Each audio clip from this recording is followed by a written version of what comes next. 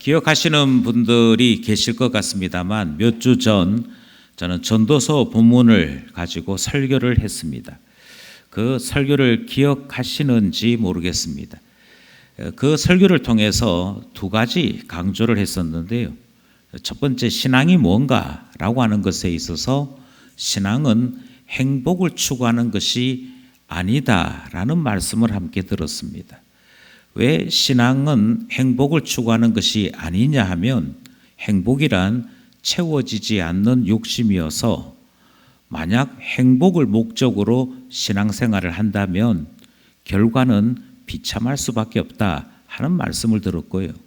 그러면 신앙은 어떤 것이냐라고 하는 말씀을 우리가 생각할 때 전도서 말씀은 상을 바라는 것이 신앙생활이라 그 말씀을 함께 들었던 것이지요. 그리고 우리 하나님께서 우리에게 주시는 상이 무엇이냐라고 이야기할 때 전도서 본문은 한 사람보다는 두 사람이 낫다. 두 사람이 있다면 맞서 싸울 수 있다. 하물며 세 사람이면 얼마나 더 대단하겠느냐 하는 말씀을 들었고, 우리는 전도서 말씀을 통해서 교회가 하나님께서 우리에게 주시는 상이라 하는 말씀까지 듣게 되었습니다. 그 말씀에 오늘은 후속편으로서 설교를 하려고 합니다. 우리는 신앙생활이란 상을 바라는 것이다 라는 말씀을 들었고, 이 상을 바라는 삶, 하나님 앞에 상을 바라며 달려감이 있는 신앙생활이 보다 더 구체적으로 될 수 있도록 이 말씀에 보완되는, 보충이 되는 말씀을 함께 더 들으려고 하는 것이지요. 저는 이 설교를 하는 동안 꿈꾸는 우리가 되었으면 좋겠습니다. 만약 고대 이스라엘 사회 같으면 상을 받는 꿈은 이렇게 꿀 수 있었을 것입니다. 하나님께서 많은 사람들 앞에 아무개를 호명하시고 이 사람이 믿음의 아름다운 일을 이루었으니 이제 상을 주겠다, 그렇게 말씀하시면서 너의 눈에 보이는 여기서부터 저기까지의 땅을 너에게 주겠다. 이제부터 이 땅이 너의 땅이 되었고 너에게 상을 준다. 그렇게 말씀하시는 일이 벌어지지 않겠습니까? 만약 고대 로마 사회라면 황제가 한 사람을 불러내고 그에게 로마식 예복, 그러니까 우리로 이야기하면 꼭 천 껍데기 같은 것들을 몸에 두르는, 그리고 허리띠를 졸라매는 그 이상한 옷 입혀놓고 반무릎을 꿇게 한 다음에 황제가 면류관을 주는, 그리고 그 면류관을 줄 때 많은 사람들이 환호를 하는 그런 모습을 상상할 수 있지 않겠습니까?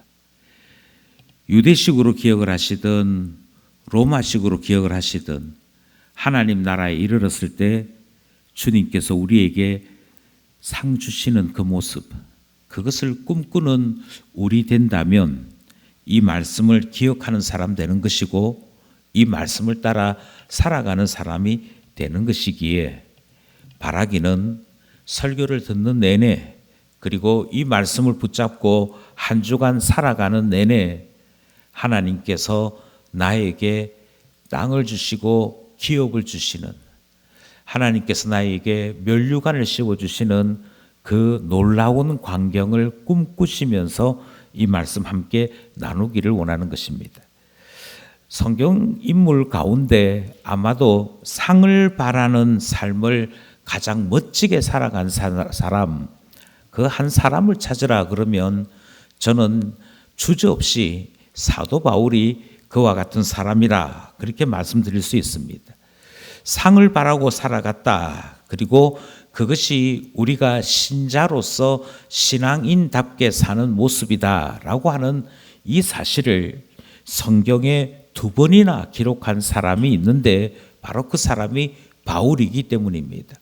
바울은 고린도 전서에서 운동장에 다름질하는 사람은 여럿이지만 상 받는 사람은 한 사람이다, 이 말씀을 하면서 상 바라는 자, 상을 위하여 달려가는 자가 되어야 된다 하는 말씀을 했지요.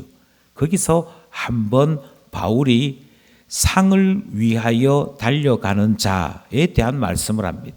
그리고 오늘 본문에서 다시금 부름의 상을 위하여 달려가는 자 되어야 할 것을 말씀하고 있지요.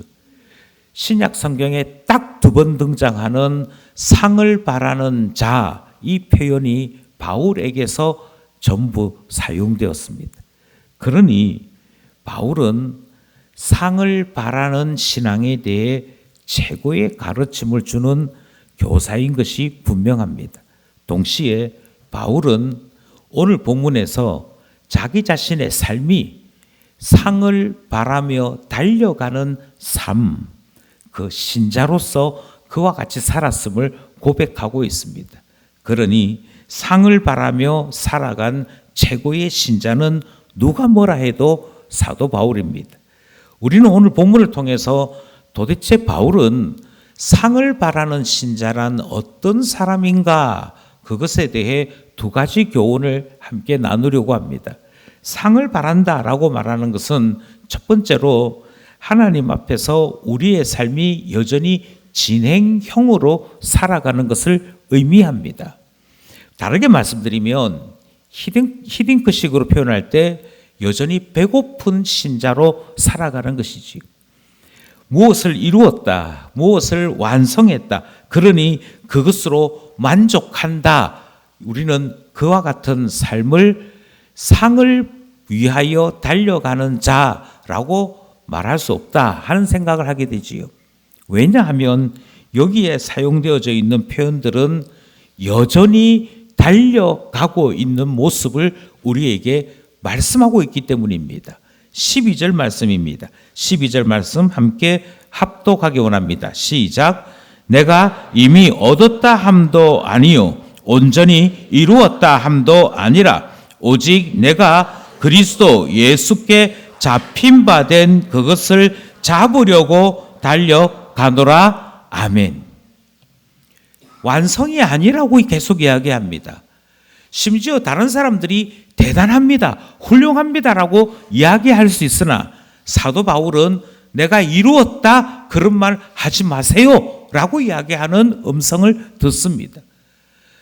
이룬 것 없습니다. 저는 여전히 예수께 잡힌 바 된 그것을 향해 그것을 잡으려고 달려가는 중입니다. 그렇게 표현하고 있기 때문이지. 그러니 신앙은 다시 말씀드립니다. 진행형입니다. 누구도 완료형을 이야기해서는 아니 될 것입니다. 이것이 오늘 본문에도 그대로 연속됩니다. 13절입니다. 13절 말씀 시작.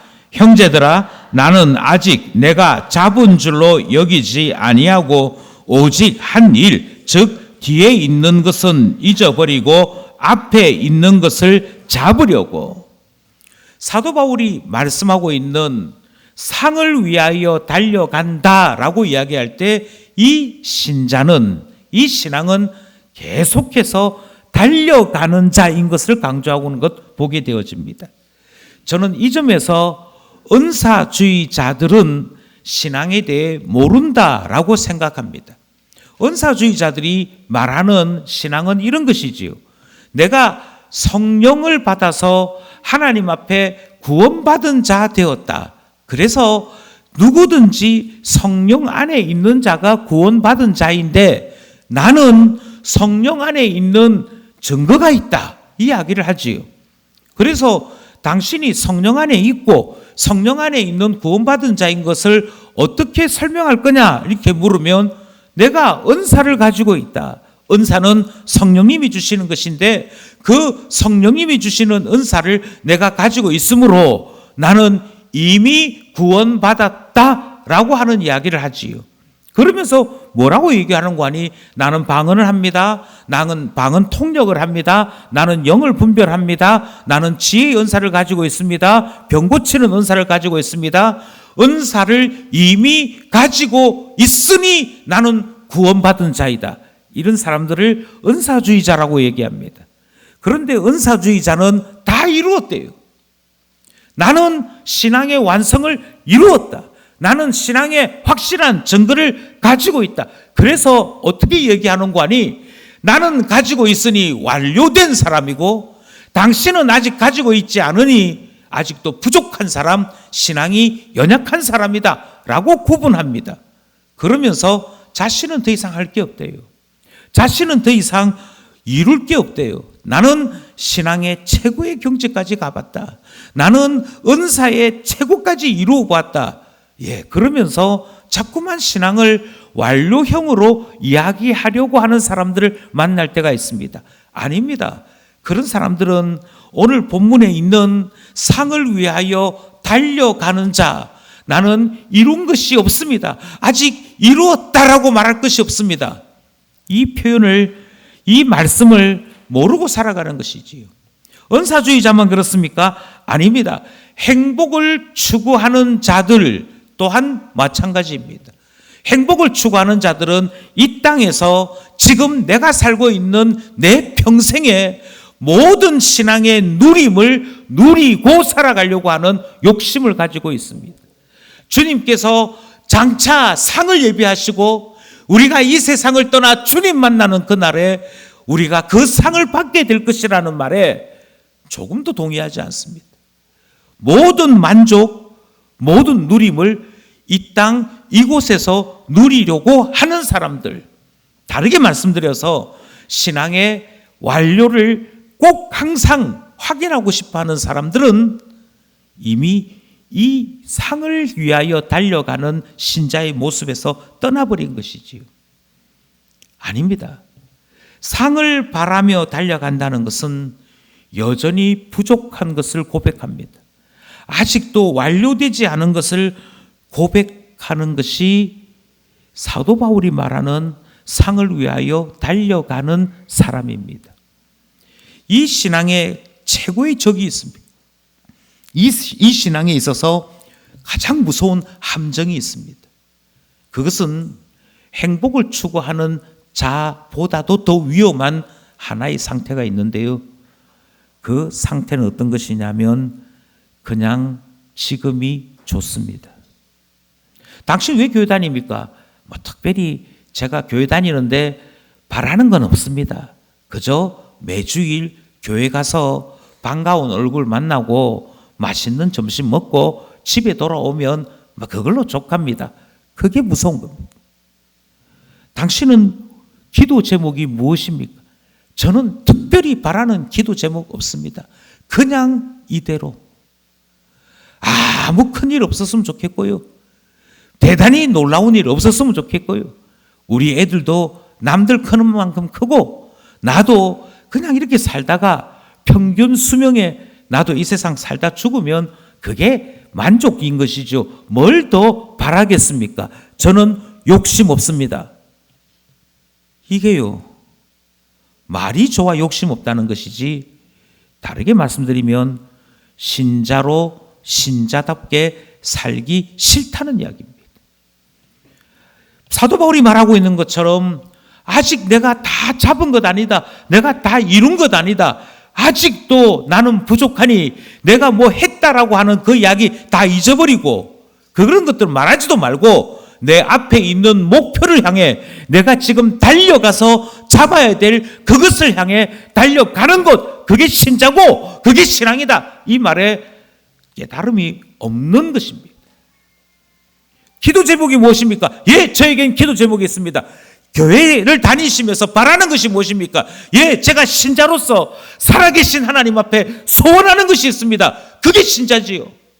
그렇게 할 때 우리의 신앙이 움직이는 신앙 되는 것이고 달려가는 신앙 되는 것이고 여전히 신자로서 은혜 앞에 배고픈 자로 살아갈 수 있는 그 사람 되는 것 아니겠습니까? 그럼에도 불구하고 그냥 이 모습 이대로 이 정도로 족합니다. 그것은 목표가 없는 자이고 신앙이 우리에게 주는 영화로움을 꿈꾸지 않는 자이지 결코 신자는 아닌 것입니다. 그러니 나태에 빠져서는 안 됩니다. 게으름에 빠져서는 안 됩니다. 그냥 이대로 만족합니다라고 하는 자기 스스로를 자기가 목표 세우고 거기에서 서버리는 일을 해서는 아니 될 것입니다. 은혜 받은 자가 그 은혜 위에 은혜를 바라는 삶으로 더 나아간다라고 하는 것은, 다시 말씀드립니다, 우리는 여전히 은혜에 대하여 배고픈 자로 살아가는 모습이 있을 때 가능한 것입니다. 누가 은혜 위에 은혜로 이어나가며 성장하고 성숙한 신자 될 수 있습니까? 달려가는 자입니다. 아직도 배고픈 자입니다. 아직도 하나님의 은혜를 더 소원하는 자만이 하나님의 은혜에서 더 많은 것을 누릴 수 있더라. 우리는 이 사실을 깨닫게 되는 것이지. 그러므로 상을 바라며 달려가는 신자의 첫 번째 모습은 진행형입니다. 계속 달려감이 있어야 하는 것입니다.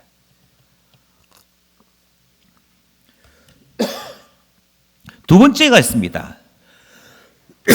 달려간다라고만 이야기하면 한 가지 위험에 빠집니다. 그것이 무엇이냐면, 달려는 가는데 이 달려가는 것을 자칫 자기 욕심을 채우는 것으로 착각하는 사람이 있기 때문입니다. 아닙니다. 오늘 본문에서 사도 바울이 강조하는 것은 그 목표, 내가 잡아야겠다 하는 그 목표, 예수 그리스도가 주신 것이라고 말씀합니다. 예, 예수 그리스도가 주신 목표를 나의 목표로 삼고 달려가는 자가 상을 바라고 달려가는 자입니다. 12절입니다. 우리가 조금 전에 함께 합독했었는데요, 다시 한 번 더 합독하겠습니다. 12절 말씀 시작. 내가 이미 얻었다 함도 아니요 온전히 이루었다 함도 아니라 오직 내가 그리스도 예수께 잡힌 바 된 그것을 잡으려고 달려가노라. 아멘. 다시 한번 말씀드립니다. 성공병에 걸려 있는 것과 상을 위하여 달려가는 신자는 같은 말이 아닙니다. 성공병에 걸렸다라고 말하는 것은 그 일이 완료되었을 때, 그것에 대하여 완성이 되었을 때 그 모든 영광, 그 모든 칭찬이 자기에게 쏟아지는 것은 성공병입니다. 이 성공병에 빠져서 이 일을 이룬 사람 누구, 이거 하자고 한 사람 누구, 이것을 실제로 실천한 사람 누구, 나야 나, 이 병에 빠지는 것을 신앙의 기쁨처럼 여기면, 다시 말씀드립니다, 그건 신앙처럼 보일 뿐이지 실제로는 자기를 하나님보다도 더 높이려고 하는 우상숭배입니다. 그러면 우상숭배가 아니면서도 목표를 향해 달려가는 이 신앙이 제대로 신앙 되려면 뭐 해야 되느냐? 그 목표, 예수님이 주신 것 되어야 됩니다. 예수님이 원하시는 것 되어야 됩니다. 예수님께서 우리에게 목표를 주신다고요? 예, 그렇습니다. 그게 신앙입니다. 우리가 어떻게 살아야 할까요? 하나님, 제가 무엇하면서 밥 먹고 살아야 할까요? 이것은 초보 신자 때 가지는 고민입니다. 초보 신자 때는 내가 직업을 선택하고 내가 돈벌이를 해야 되고 인생을 내가 살아간다라고 생각하면서 고민합니다. 주님, 제가 이 직장에 취직해야겠는데 이 취직 준비 잘할 수 있도록, 면접 잘 볼 수 있도록, 이 회사 잘 다닐 수 있도록, 승진할 수 있도록, 그래서 인생은 내가 살아가는 것인데 하나님은 그저 나를 도와주시는 분 정도로 생각합니다. 그것이 초보 신자들이 가지는 신앙관입니다. 하나님, 중요한 계획이 있습니다. 하나님, 내일 중요한 수술이 있습니다. 하나님께서 저를 좀 도와주셔야겠습니다. 그렇게 생각하면서 그나마 기도하고 그나마 하나님을 바라는 자로 살아가는 것은 초보 때 이야기입니다. 다르게 말씀드립니다. 신앙이 좀 자라잖아요. 하나님을 조금 알잖아요. 하나님을 조금 알기 시작하면 어떻게 우리가 하나님에 대한 생각을 바꾸게 되는가 하면, 만세 이전에, 이 세상을 창조하기도 전에 하나님께서 나를 향한 풍성한 계획을 세워놓으셨음을 고백하게 됩니다. 하나님께서 나를 향한 놀라운 계획을 세워놓고 나를 이 세상에 내어보내셨음을 알게 됩니다. 그러므로 하나님께서 나에게 무슨 일을 맡기시며 어떤 일에 무엇을 할 수 있도록 그것을 감당할 수 있는 능력까지 주신 것을 우리는 고백하게 됩니다. 그것이 은사의 발견입니다. 하나님께서 내게 주신 은사를 통해 우리는 내가 무엇을 잘할 수 있는지를 알게 되고 내가 어떤 직업을 가질 때 어떻게 섬길 수 있는지를 생각할 수 있게 됩니다. 그러면서 하나님이 예비하셨구나, 하나님이 준비하셨구나, 그래서 하나님 제가 무엇 하기를 원하십니까를 묻게 됩니다. 그때가 신앙이 성장한 때입니다. 그때가 신앙이 자란 때입니다. 대학 입학 원서 쓸 때 제발 목사와 상담 좀 해라, 이 이야기는 그냥 하는 얘기가 아닙니다. 아니, 진로 진단해보고 그래서 결정했고 우리 부모님하고 우리 학교 선생님하고 상담해가지고 결정했는데 뭐 이제는 목사님께 가서 또 물어봐야 됩니까? 이렇게 생각하는 것은 아직도 신앙이 무엇인지를 몰라서 그렇습니다. 아닙니다. 다시 말씀드립니다. 하나님께서 우리에게 은사를 주십니다. 하나님이 주신 은사를 발견하잖아요.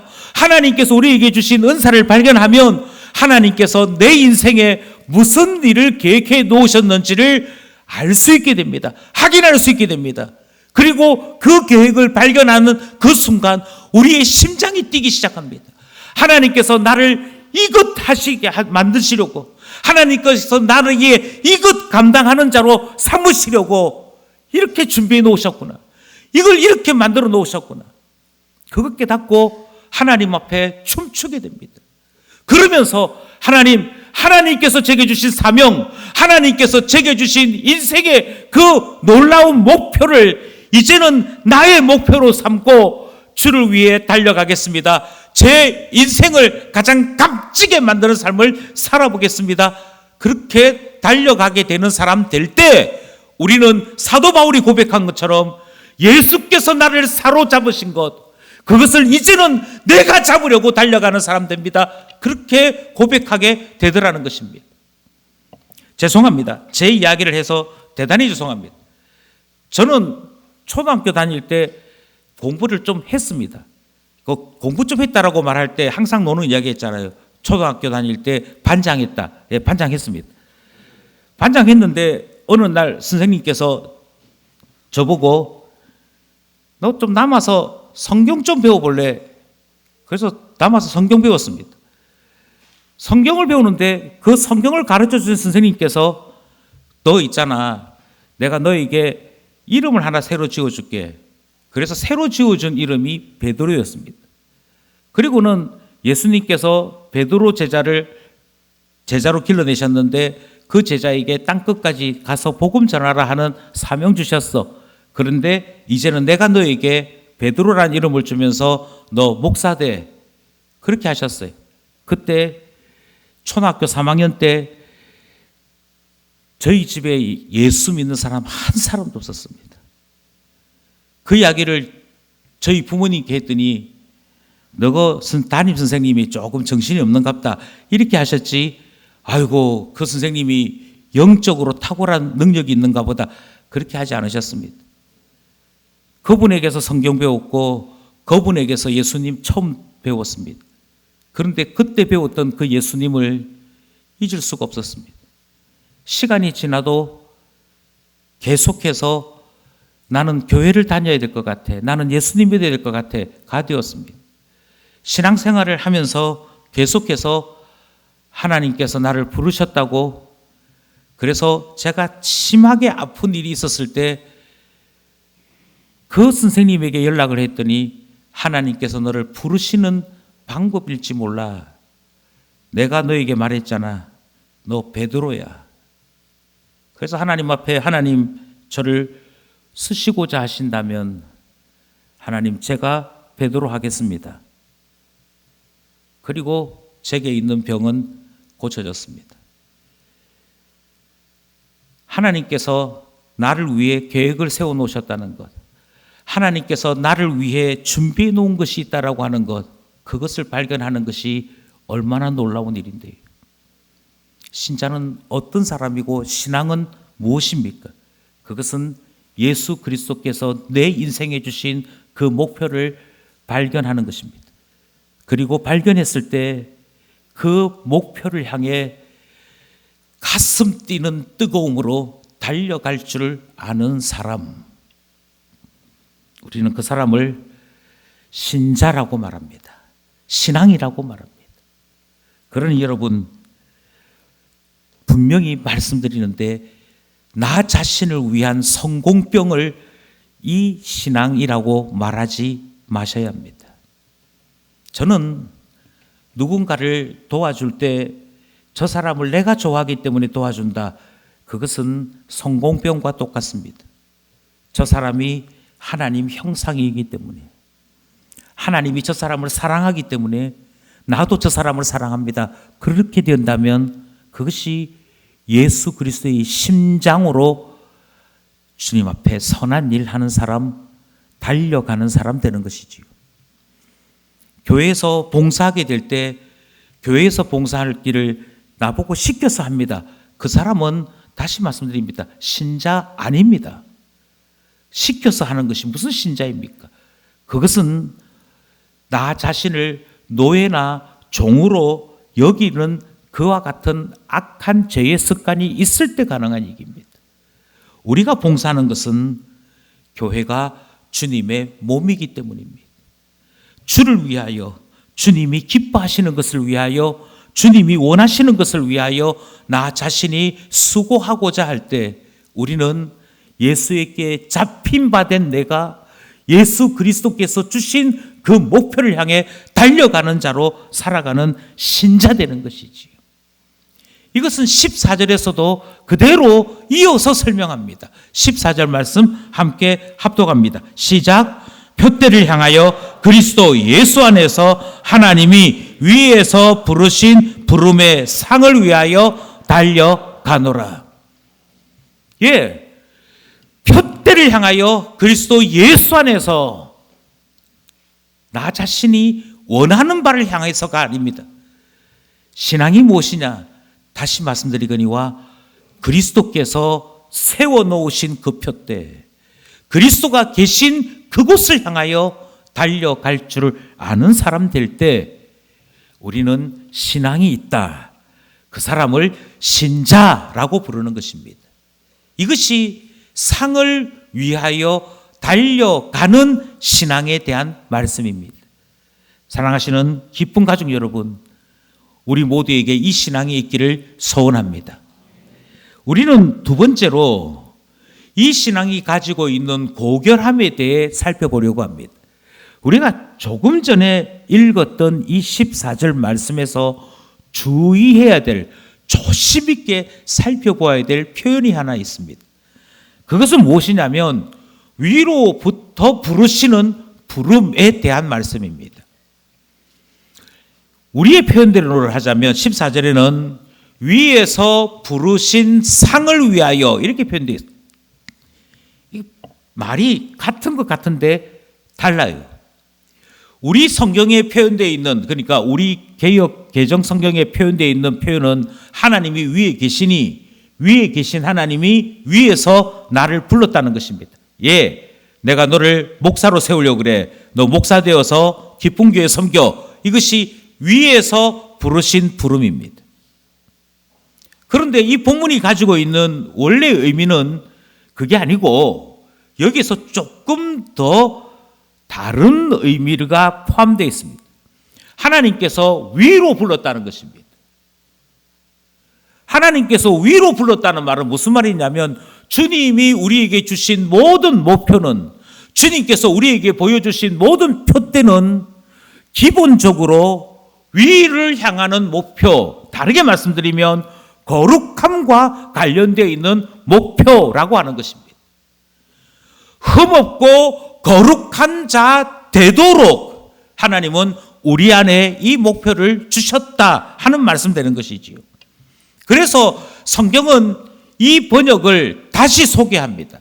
우리의 성경에도 어깨에 번호표를 붙여서 이 말에 다른 뜻이 있는데, 이 말에 또 다른 의미가 있는데 그것은 위로라고 하는 말의 뜻이 있습니다라를 표시하고 있지. 예, 여기서 놓치지 말아야 될 것은 바로 이 단어가 가지고 있는 강조점입니다. 왜 우리는 목표를 향해 달려가야 합니까? 목표를 향해 달려가면서 여전히 나는 은혜 안에 있는 신자야, 여전히 나는 뭔가를 해낼 수 있는 사람이야, 그것을 드러내고자 함이 아니라고 이야기하고 있습니다. 주님께서 우리에게 가슴 뛰는 목표를 주시고 그것을 향해 우리가 목표지로 삼아 달려나가는 이유는 그 모든 과정들을 통해 우리가 거룩함을 배우기 때문입니다.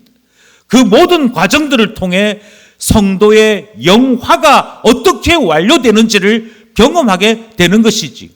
그러니 성화의 모든 놀라운 역사가 부르심을 통해 나타나게 되고 상을 향하여 달려가는 과정 속에서 일어나도록 주님이 말씀하신 것입니다. 바로 여기에서 교회를 발견하게 되는 것이지. 우리는 똑같은 표현을 다른 성경에서도 찾을 수 있습니다. 그 다른 성경이 어디냐면 에베소서입니다. 에베소서 1장 4절이 똑같은 말씀을 우리에게 전해주고 있습니다. 1장 4절 말씀입니다. 함께 합독하겠습니다. 시작. 곧 창세전에 그리스도 안에서 우리를 택하사 우리로 사랑 안에서 그 앞에 거룩하고 흠이 없게 하시려고. 하나님께서 우리를 부르셨습니다. 우리를 이 세상 살게 하시는데, 이 세상 살게 하시는 하나님께서 우리 각자에게 정해놓은 목표가 동일하다는 것입니다. 그 목표가 어디냐? 그 목적지가 어디냐? 표대가 어디에 있느냐? 살펴보면 우리가 예수 그리스도 안에서 변화되어져서 거룩하고 흠이 없는 하나님 자녀로, 성도로 나타나는 것을 원하신다. 이것이 하나님께서 우리에게 주신 목표의 최종 목적지입니다. 그리고 하나님은 거룩하고 흠이 없는 성도가 되도록 우리에게 이 일을 감당할 수 있는 좋은 요람, 좋은 훈련소를 허락하셨는데요. 바로 그것이 교회 되는 것이지. 그러나 여러분 기억하셔야 됩니다. 하나님께서 교회를 세우신 목적은 교제가 아닙니다. 하나님께서 교회를 세우신 목적은 우리의 따뜻한 친목 도모가 아닙니다. 우리가 무슨 일을 하든, 우리가 어떤 직분을 가지고 있든, 우리가 어떤 선한 일을 행하든 그것이 추구하는 근본적인 목적지는 하나입니다. 그것은 하나님 앞에서 거룩함을 배우는 것입니다. 흠 없는 온전함을 배우는 것입니다. 그것 배우고자 하나님은 우리를 봉사자로 세우셨고 일하게 하시는 것이지. 이 말씀이 여전히 에베소서에서 동일하게 우리에게 교훈을 주고 있습니다. 그러면서 주님이 교회를 언급할 말씀이 등장하더라는 것이지. 교회가 무엇하는 곳입니까? 그 표대를 향해 달려갈 수 있도록, 공동체 모두가 그 표대에 이룰 수 있도록 우리 안에 세워져 있는 기관이 교회 공동체라고 말씀하고 있습니다. 에베소서 3장 21절입니다. 함께 고백하기 원합니다. 시작. 교회 안에서와 그리스도 예수 안에서 영광이 대대로 영원 무궁하기를 원하노라. 아멘. 사도 바울이 이 표현에 얼마만큼 힘을 줬으면, 이 표현에 얼마만큼 강조점을 줬으면 아멘이라는 단어를 붙입니다. 여러분, 이거 진실한 이야기입니다. 이거 분명한 이야기입니다. 하나님께서 우리를 거룩하고 흠이 없는 하나님 자녀 되기를 원하십니다. 그 일을 이룰 수 있도록, 그것이 가능하도록 하나님 우리에게 교회 주셨습니다. 그러므로 여러분이 교회 안에서와 그리스도 예수 안에서 여러분은 영광을 누리게 됩니다. 이 영광은 대대로 이어지는 영광입니다. 사라지지 않는 영광입니다. 반드시 나타나는 영광입니다. 그러니 다시금 얘기해야 됩니다. 당신 왜 교회 갑니까? 예, 제가 교회 가는 이유는 주님께서 저에게 주신 목표가 있기 때문입니다. 주님이 저에게 주신 기도 제목이 있기 때문입니다. 주님이 저에게 주신 제 삶에 달려가야 될 목적지가 있기 때문입니다. 그거 왜 합니까? 왜 교회까지 가서 계속해서 봉사하고 계속해서 달려가고 계속해서 수고하는 일을 왜 합니까? 왜냐하면 교회 안에서와 그리스도 예수 안에서 영광이 대대로 영원토록 있기 때문입니다. 교회 안에서 나는 거룩한 자로 자라납니다. 교회 안에서 나는 하나님께서 기뻐하는 온전한 자로, 흠이 없는 자로 자라나게 됩니다. 그래서 주님이 교회를 주셨고 교회 안에서 그리스도를 배우게 하셨습니다. 그 표현이 에베소서 3장 21절 표현인 것이지요. 그래서 교회는 상이 됩니다. 그래서 교회는 아름다운 곳입니다. 예, 다시금 말씀드립니다. 참된 교회는 어떤 교회냐면요, 말씀이 베풀어지는 교회가 참된 교회입니다. 예수 그리스도의 신실한 말씀이 베풀어지는 교회가 참된 교회입니다. 그리스도의 말씀대로 치리가 일어나서 우리 가운데 죄는 떠나고 나쁜 습관들은 사라지고 하나님의 사람으로 깎여지고 다듬어지고 훈련되어지고 단단해지는 곳이 바로 그것이 참된 교회입니다. 그러니 장로의 치리가 살아있는 교회가 참된 교회입니다. 죄 지었을 때 죄에 대하여 연약함을 가지고 무너지는 자가 있을 때 엄히 꾸짖는 교회가 참된 교회입니다. 그리고 어떤 교회가 참된 교회냐면 선행하는 교회가 참된 교회입니다. 불쌍한 자, 연약한 자, 고아와 과부가 있을 때 도와주고 그들을 통해서 하나님 살아계신다 하는 고백이 우러나는 교회가 참된 교회입니다. 다르게 말씀드리자면 목사가 목사답고 장로가 장로답고 집사가 집사다운 교회가 참된 교회입니다. 왜 그렇게 해야 됩니까? 왜 그렇게 해야 되느냐면 바로 그 참된 교회가 말씀과 치리와 선행을 통해 교회 안에 있는 한 사람 한 사람들이 거룩하고 흠이 없는 하나님 백성으로 자라나는 일을 하기 때문입니다. 그게 교회입니다. 그것 하자고 우리는 한 몸으로 움직이고 있는 것입니다. 그러니 신앙생활에는 목표가 있습니다. 목사가 설교하는 데는 목표가 있습니다. 당회가 치리하는 데는 목표가 있습니다. 선한 일을 하자는 데는 목표가 있습니다. 누가 이런 일을 했대, 누가 헌금을 얼마 했대, 그 개인의 이름을 드러내기 위해서가 아닙니다. 교회가 거룩하고 흠이 없는 하나님 백성 길러내어서 속해 있는 한 사람 한 사람이 주님 만나는 그날에 상 받는 자 되도록 하는 일, 그것 하고자 교회가 존재하는 것입니다. 그 말씀 우리가 듣고 있는 것이죠. 예, 우리가 들었던 말씀이 바로 그 말씀입니다.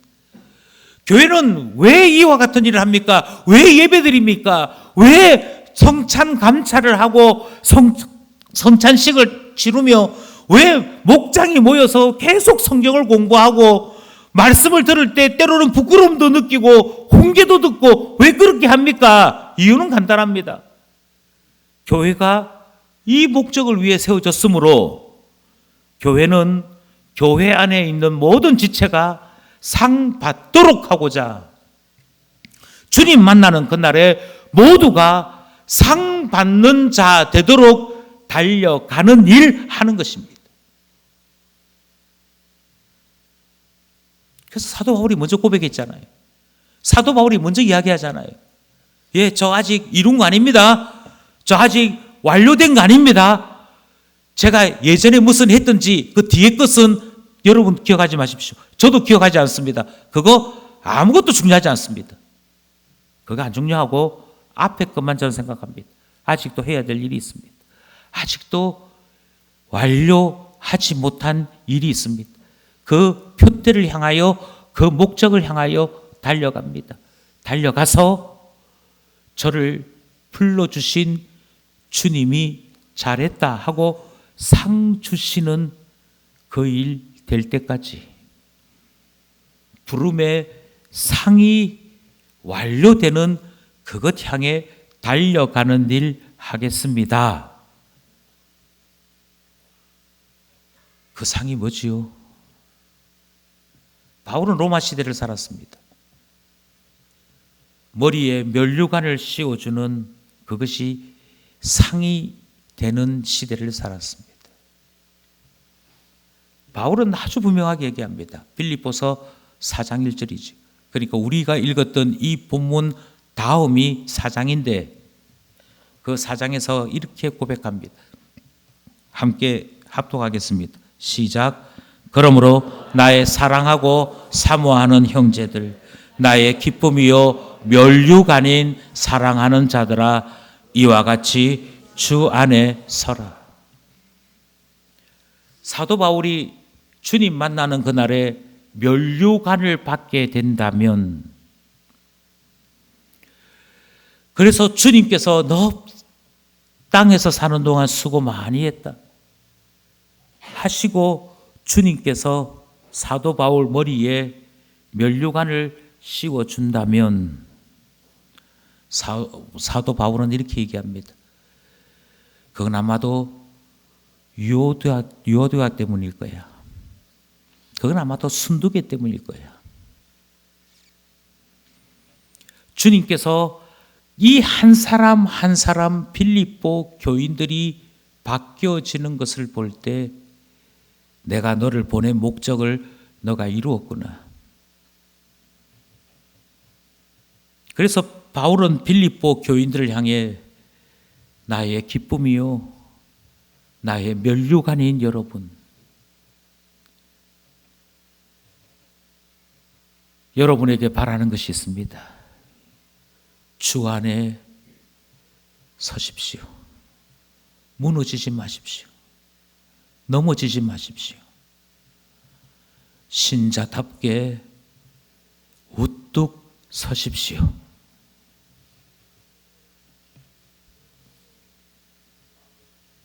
제가 만약 목사로서 하나님 앞에 상을 받게 된다면 주님께서 상 주시는 그날에 야, 너 설교 준비하느라고 고생 많이 했더구나. 너가 설교를 준비하면서 하나님 앞에 부끄럽지 않도록 최선을 다해 준비했더구나. 그 이후로 상 주시지 않을 거라 확신합니다. 너가 목회했던 기쁨 교회가 성장을 많이 했더구나. 그 이후로 상 주시지 않을 것이라 확신합니다. 하나님께서 이 세상을 떠나 주님 만나는 그날에 제게 상을 주신다면 주님은 분명히 이렇게 상을 주실 것입니다. 기쁨 교회 아무개가 거룩하고 흠이 없는 신자로 열심히 살더구나. 수고했다. 이제 너에게 상 주마. 그렇게 하실 것입니다.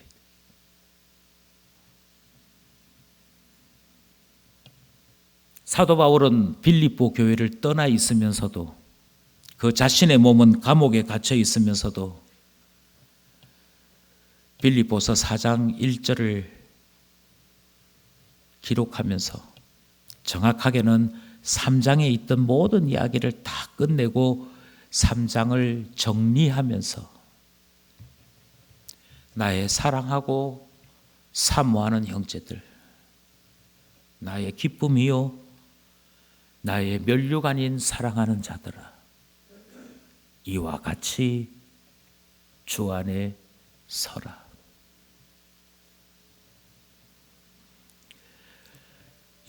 신앙이 무엇입니까? 목사는 왜 설교합니까? 당회는 왜 모여서 매번 교회를 걱정합니까? 왜 교회는 장립집사를 세웁니까? 왜 목장이라고 하는 조직을 만들고 전도회라고 하는 조직을 만듭니까? 왜 봉사의 일을 만들어서 봉사케 합니까? 그 모든 것의 결론은 하나입니다. 그 모든 것의 결정은 하나입니다. 우리 모두에게 주신 목표, 우리 모두에게 주신 표대, 각자에게만 주신 하나님께서 주신 그 부름의 목적, 그 상을 바라보고 달려가고자 주님이 교회 세웠습니다. 목사 세웠습니다. 장로 세웠습니다. 집사 세웠습니다. 목장 세웠습니다. 전도에 세웠습니다. 봉사에 일하게 하셨습니다. 그것입니다. 그러니 여러분, 부름의 상을 위하여 달려가는 신자 되어야 하지 않겠습니까? 바라건대 기쁜 가족 모두가 참 신앙으로 세워질 수 있기를 소원합니다. 너무 감사한 것은 참 좋은 기회가 저희들에게 다가와 있습니다. 저희들은 사순절을 보내고 있습니다. 이제 잠시 뒤에는 고난주간을 맞게 될 것입니다. 그리고 우리는 고난주간을 맞이하면서 다른 때와 달리 십자가를 좀 더 깊이 묵상할 수 있는 기회를 가지게 됩니다. 저는 특별히 올 고난주간에는 다른 교회들이 특별 새벽 기도하는 그 마음 그대로 우리 모두가 매일매일 큐티에 참여하여 말씀과 기도로 신자로 자라나는 시간을 가졌으면 좋겠습니다. 우리 기쁜 가족 모두가 말씀 묵상에 귀한 시간을 보내면서 주님, 저희 인생의 표대는 무엇입니까를 물어보는 시간 가졌으면 좋겠습니다. 예, 저는 설교를 마감하면서 다시 한번 부름의 상을 위하여 달려가는 여러분 되기를 원해 몇 가지 말씀을 드리고자 합니다. 하나님은 여러분 각자에게 부르시는 부름을 준비하고 계십니다. 하나님이 나를 부르셨습니다. 하나님이 이 일을 저에게 맡기셨습니다. 기쁜 가족 모두가 부르시는 주님을 꼭 만날 수 있기를 원합니다. 특별히 이번 사순절 기간에, 특별히 이번 고난주간 동안에 저는 특별히 이 좋은 기회를 통해 교회를 세우신 주님이 우리에게 주신 표대 우리 모두가 다 보았으면 좋겠습니다. 그래서 오늘 우리가 읽은 본문 그대로 부름의 상을 위하여 달려감이 있는 우리 모두 될 수 있기를 간절히 소원합니다.